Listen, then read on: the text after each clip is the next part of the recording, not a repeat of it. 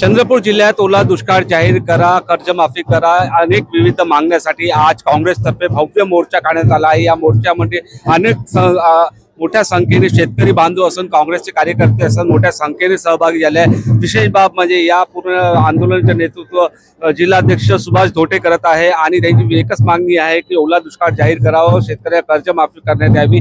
यासाठी राज्यामध्ये वेगवेगळ्या ठिकाणी मोर्चा काढण्यात आला। त्याप्रमाणे आज राजुरामध्ये देखील हा मोर्चा काढण्यात आला। आपल्यासोबत बोलण्यासाठी काँग्रेसचे जिल्हाध्यक्ष सुभाष धोटेजी आहे। भाऊ, काय सांगाल, आज तुम्ही मोर्चा काढला आहे? मी सांगितल्याप्रमाणे या राज्यामध्ये ज्या प्रकारे सरकार चालवून आलेलं आहे त्या सरकारवर लोकांचा विश्वास आला नाही आहे। तुम्ही पाहिलं असेल की मागील 2-3 महिन्यापासून या राज्यामध्ये सतत पाऊस म्हणजे विदर्भापेक्षा मराठवाड्याची परिस्थिती आणखी वाईट आहे। आमच्या भागामध्ये सुद्धा सोयाबीनचं पीक पूर्ण नष्ट झालेलं आहे, कपाशीचं पीक जवळपास 80% नष्ट झालेलं आहे, शेतकरी पूर्ण हवालदिल झालेला आहे। शेतकरी यावर्षी जगू शकत नाही, उठू शकत नाही आणि अजूनही बँकेच्या नोटिसा सरकारला शेतकऱ्याला येत आहे, पैसे भरा म्हणून सांगून राहिलेले आहे। मुख्यमंत्री घोषणा करतात की कोणती वसूल होणार नाही, मुख्यमंत्र्यांचं कोणी ऐकून राहिलेलं नाही आहे। त्यामुळे आमची स्पेसिफिक मागणी अशी आहे की शासनाने ओला दुष्काळ जाहीर केला पाहिजे।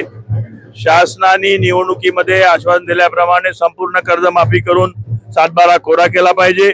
आज रस्त्याची दैनावस्था आहे, रस्त्याची परिस्थिती कशी आहे, ठेकेदाराला पैसे मिळत नाही आहे, 90,000 कोटीचं कर्ज शेतकऱ्यावर ठेकेदारांचं सरकारवर बाकी आहे। अशा अनेक गोष्टी आहे।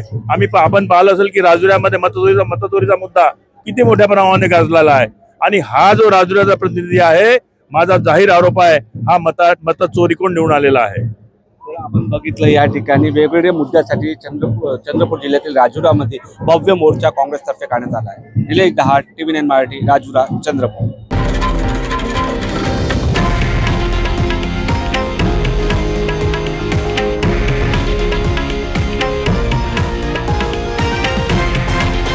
हे आहे देशातील नंबर 1 न्यूज नेटवर्क आणि आपण पाहत आहात TV9 मराठी, एकमेव।